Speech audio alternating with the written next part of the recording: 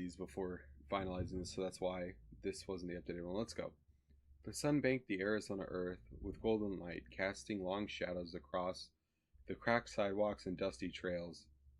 The cynical song, their endless chorus in the distance, and the desert wind danced lazily through torn bushes and telephone lines. Excuse me. It was one of those Saturdays that felt endless, timeless, like the world had forgotten all its rules for a little while. Zachariah kicked the kickstand off his scuffed up BMX bike and torn down the trail that cut through the dry riverbed. His sneakers bouncing on the pedals, dust sprayed out behind him. His laughter echoed off the low canyon walls, full of freedom and fire. Behind him, as always, was Hannah. Zach, she shouted, breathless and grinning. Wait up! Her long brown braid flew behind her like a streamer in the wind. She pushed her little purple bike to its limits, eyes narrowed, tongue poking out of the corner of her mouth in focus. Her shoelaces flapped loose unnoticed. You're slow, Zachariah called over his shoulder. You're dead, she yelled back, pumping harder. He cut across a narrow path through the mesquite trees, and she followed, closer now. A jackrabbit darted out in front of them, and they both swerved, shouting in surprise and laughter. They hit the clearing at the edge of the trails, both skidding to a dust stop near them, the old tree stump, where they always rested. Zachariah jumped off his bike and threw his arms up. Victory, he yelled. Cheater, Hannah huffed, dropping her bike behind his. You always win on the downhills. Not my fault gravity likes me better, he said, flopping onto the ground. She followed, sitting cross-legged behind him. Sorry, I meant beside him. I mixed up words. They stared at the sky. The clouds were lazy today, puffy and slow, the kind that begged to be turned into shapes. Hannah pointed up. That one looks like a dragon, Zachariah squinted. Nah, more like a chicken. She nudged him harder with her elbow. You're such a dork, he grinned. Takes one to know one, he said.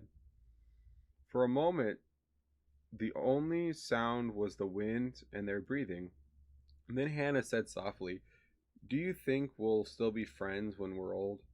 He turned to her. Like old? Like 20s. Zachariah laughed. That's ancient. She smiled faintly, but didn't laugh. He grew quiet. Yeah, I think we will. Forever, probably. Hannah looked down at the dirt, then back at him. Sometimes I think you're the only person who really sees me. Zachariah blinked. What do you mean?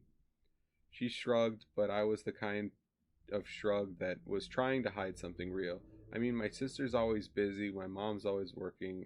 At school, people act like I'm weird because I talk too much or draw dragons on everything, but you never make me feel like I'm too much. You just let me be me. Zachariah was quiet for a second, unsure what to say. Then, you're not too much, you're just right.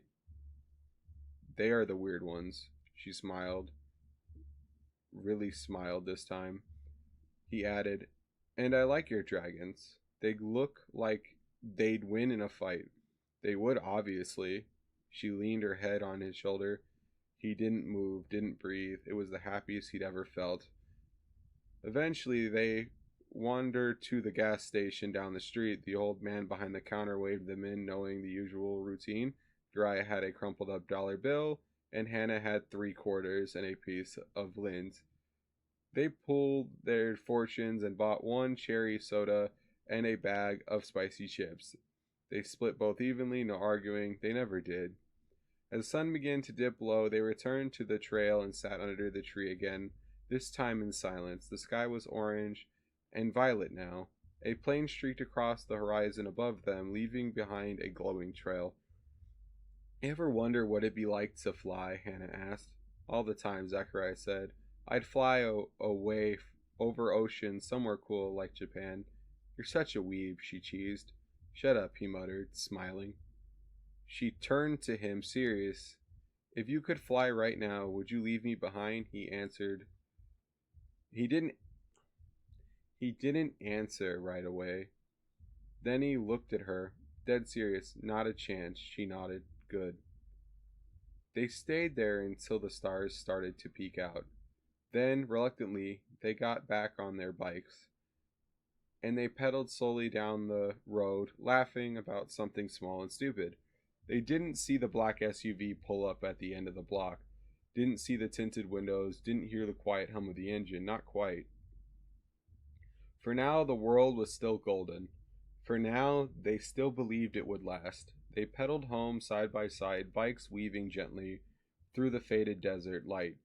Hannah's brake fluttered behind her. Zekariya popped a small wheelie to make her laugh. The air smelled like dust. And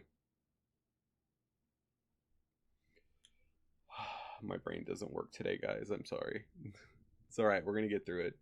Um, but yeah, they reached the stretch of road that led towards the neighborhood, empty and still.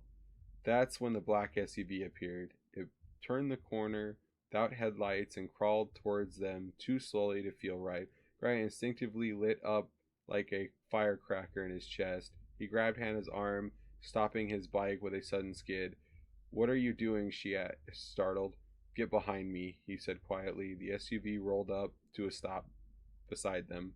The windows came down. A man leaned out, square-jawed, sunglasses, a badge clipped to his shirt.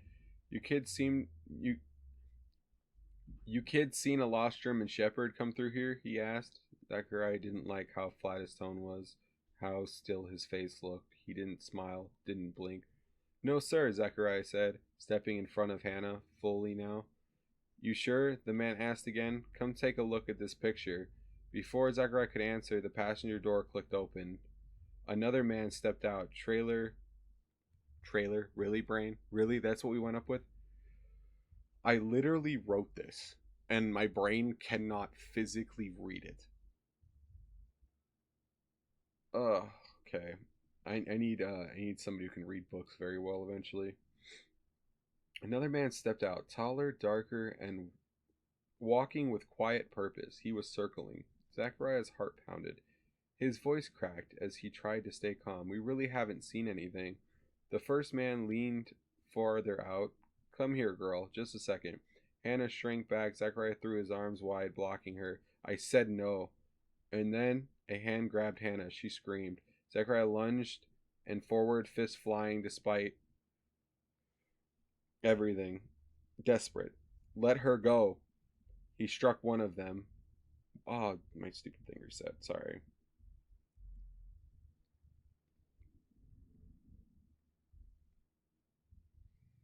Why did my thing do that?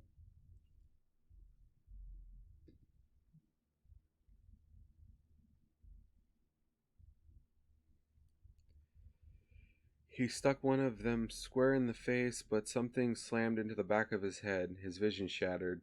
The ground spun. He collapsed, hitting the pavement hard. His lost sight was Hannah kicking, crying out, struggling to break free. Zachariah! And then nothing, just black. Chapter 2. Pain. That's all he felt. Pain and the stench of mold, rust, and gasoline. Zachariah opened his eyes to dim light. He was tied to a chair, his wrists burned from the rope, his mouth tasted blood. Despite him, Hannah sat limp. Her face was swollen, lips split, but her eyes were still open, still alive. "Zach," she whispered. "I'm here," he croaked. The warehouse was massive, industrial, with broken windows letting in slants of light. There were 5 men, tattoos on their necks, guns on their hips. One of them, short, thick, with a broken nose, was speaking loud on a cell phone in Spanish. Zachariah's brain tried to focus. "No mas, Rachel," the man barked into the phone. You owe the money. This is the last time we call." Hannah stirred, confused. "Rachel, my sister?" Grice said nothing. He didn't understand it either. The man snapped the phone shut and turned towards them. His face was twisted with cruelty. "Your sister," he spat at Hannah in thickened accent English, "is a liar, and now you pay for her lies." Hannah whimpered. Zachariah tried to stand, but the chair held him down. He screamed, rage, fear, helplessness all blending into one desperate sound. The man pulled out a knife. Let's make her scream first, he said to the others, then the boy. The knife. Fuck.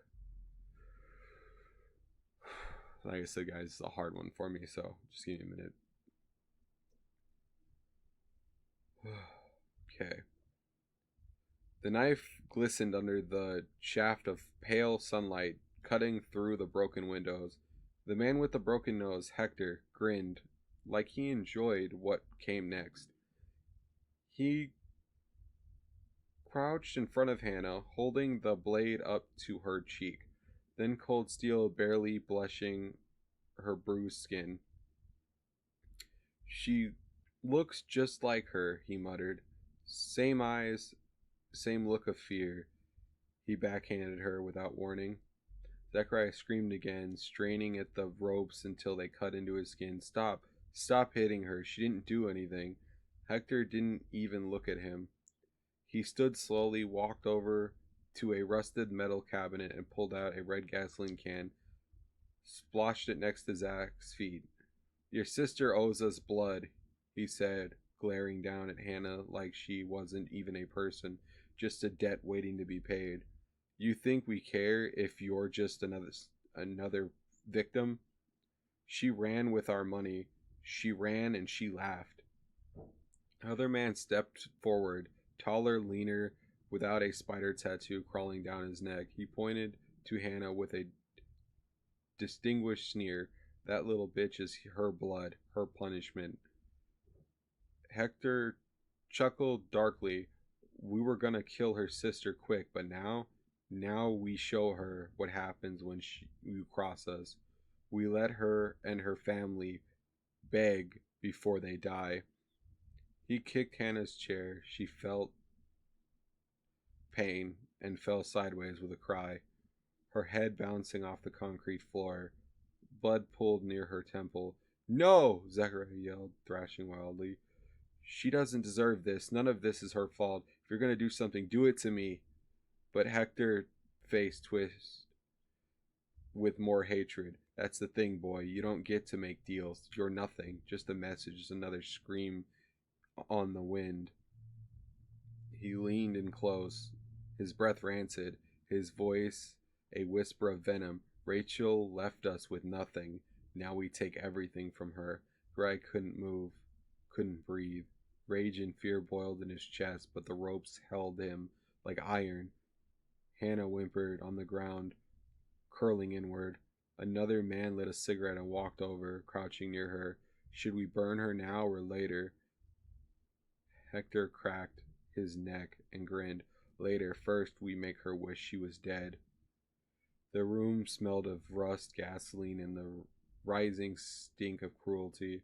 The shadows grew longer, and the light fading as the day wore on. Every second felt like an eternity. Every glance from the men a new wave of terror. And through it all, Zekariya watched them hurt her. He watched and could do nothing. Each cry that from Hannah shattered everything in him. Do you ever knock? What? Left out of my truck. Oh. Yep. Well, you could have said that instead of like, bruh, you know I'm doing stuff.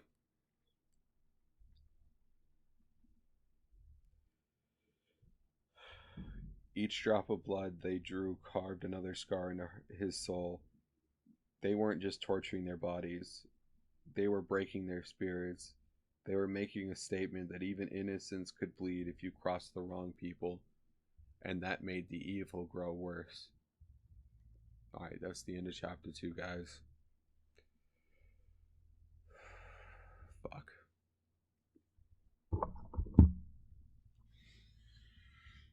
Oh, I've read it 50 times and I still want to fucking die every time I read it. Fuck me.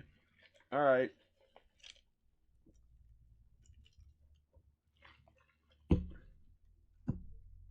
Yeah. Thanks for watching. Hopefully you enjoyed.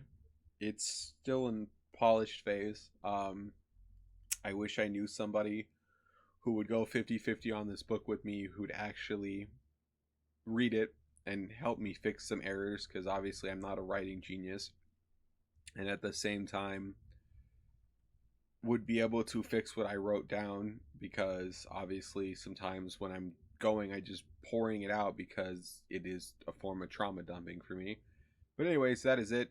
I hope everyone's well, and for anybody that went through something similar, I hope that you're okay now and that you're living life the best way you know how. But I appreciate everybody, and I hope you enjoyed. Thanks. Have a good one.